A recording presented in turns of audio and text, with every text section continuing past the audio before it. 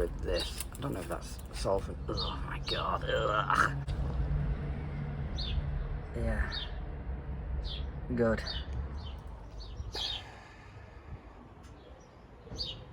I wish I hadn't said I'm doing this. What the hell am I doing?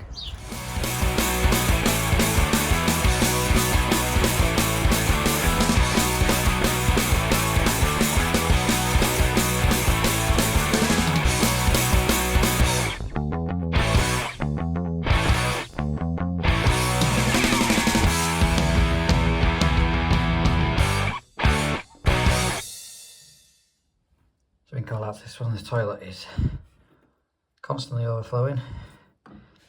Here's the ball valve, because when I got here, if I lifted it up and it stopped, it's overflowing through the overflow in the toilet siphon.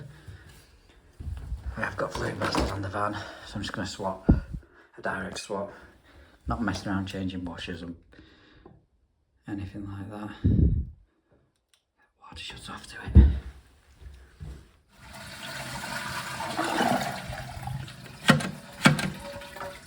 I know it's catching on the side as well.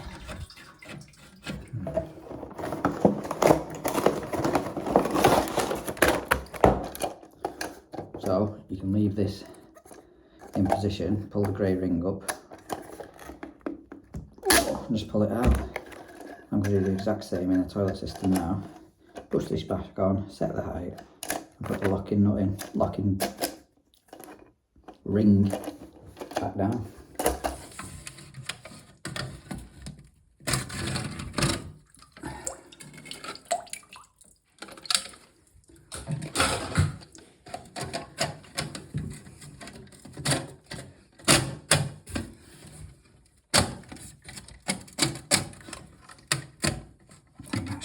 On the right height. I can see it's scrubbing on the side. It's not the right ball valve for this toilet.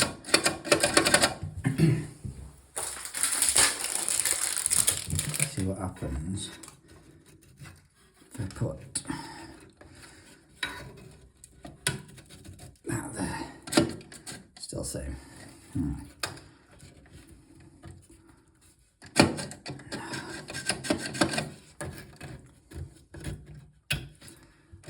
Better in that side.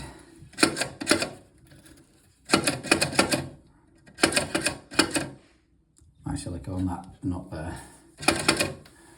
It needs to be free to float up, hence why that's how they work. The water lifts this float up to shut it off. I was overcomplicating things. I've just spun it from what was there. Miles better. I don't need to mess around with that. Not either. Keep it simple. I don't know what I was playing at. Anyway, next one. Next job we're on to is called out to this leaking corner TRV. It's actually leaking from the body. I'm not sure about the tail. It's coming out the actual body itself. Thank God it's not that one, because that looks interesting to get onto. Plastic pipes by the look of it, so I'm not going to be able to change that nut. Should be able to change the rest of it though. On a combi system, all I've done so far, by the looks of it, I've not even done that. You shut this valve off. Actually, it might be chrome pipe. Should be able to get it off then with the olive nipper. Hopefully release the pressure off here. Quickly swap it over for our new ones from Screwfix. Expensive these though. 25 quid plus that. Ideal at all. There's no movement on the pipe. This is one reason why I don't like them. Try and make a bit of movement. It's been plastered around the pipe, that's why.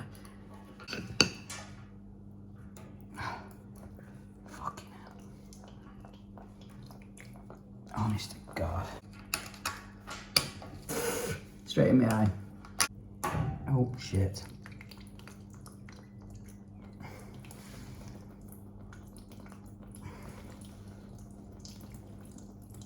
I think the head's just now snapped off of it. Fully snapped off. You can just see it's just slid at an angle. Just had to be careful, but managed to spin it out of the way. So I'll spin this again now. Release the pressure off into this bucket, all being well.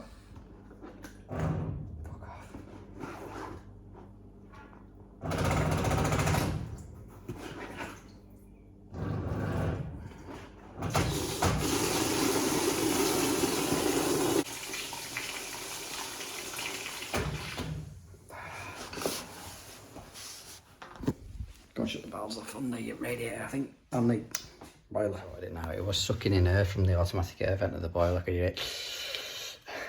So shut the isolation valves off, blow both heating valves, your flow and return. Just try and hold the water back.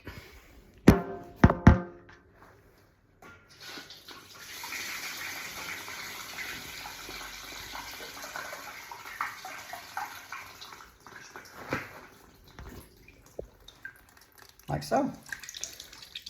Slow enough to work on now.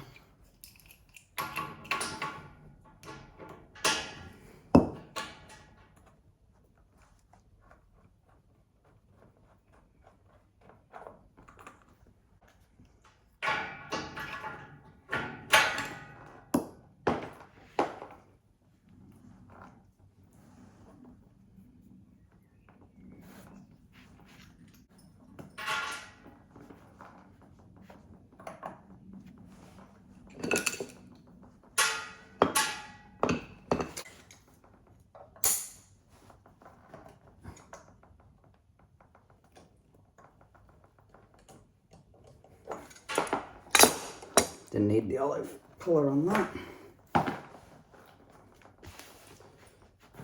New nut and olive.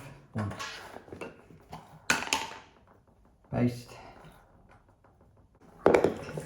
Stop it. Make sure new valves off.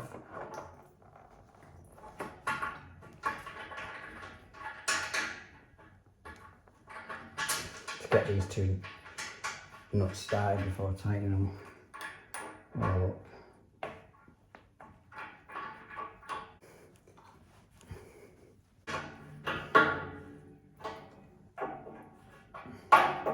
As usual, give it a nice dry off before you fill her up, so you know that it wasn't previous water and that you've got a leak if it is wet.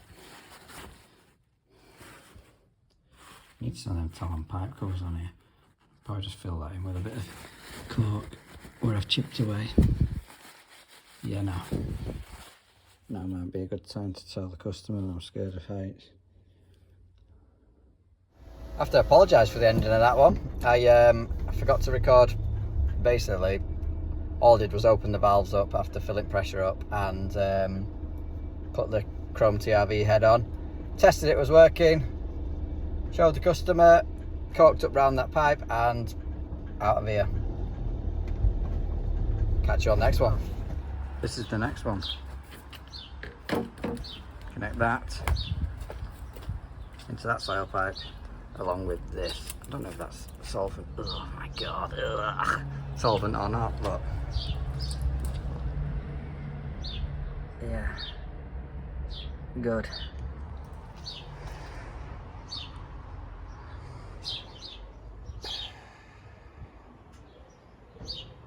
I wish I hadn't said I'm doing this. What the hell am I doing? Pour out this soil pipe for a strap boss. Just make sure you have a nice tight core bit. This little raised section wants to sit inside the actual soil pipe, but you only have this part here to solvent weld two sets of soil pipes, so you don't want this too big or too small. It makes it hard work then.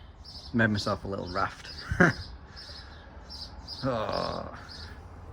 So what I do on these, start from the soil, get a strap boss in, 245s back to the wall along here, tee this in, and then worry about that section after. Pipe I've got's black though, and obviously this is white, so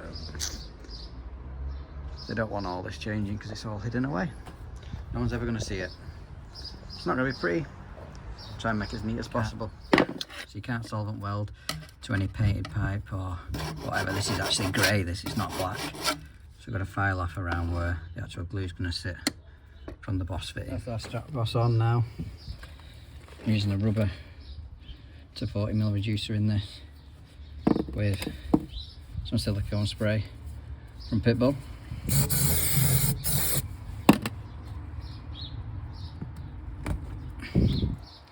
Short piece of piping now. Hey, look at that. Short piece of piping now. Chamfered. Again, lubricating that. Get it. It's 245 just to get it back to clip distance off the wall. Obviously checking our falls now on this section before putting the clip on. Probably connect this end up into a T before trying to clip that section up. I'm looking at that. That's it, job done. This is a waste off a coffee machine. So I just tucked her into a T there. That was solvent weld. That's it. Shame about that, but I ain't got any more 32 black to change it right the way through to inside. It'll do. So it's giveaway time. This is just me copying the link of the video, pasting it into the YouTube random comment generator. I'll do a sum. So good luck, everybody.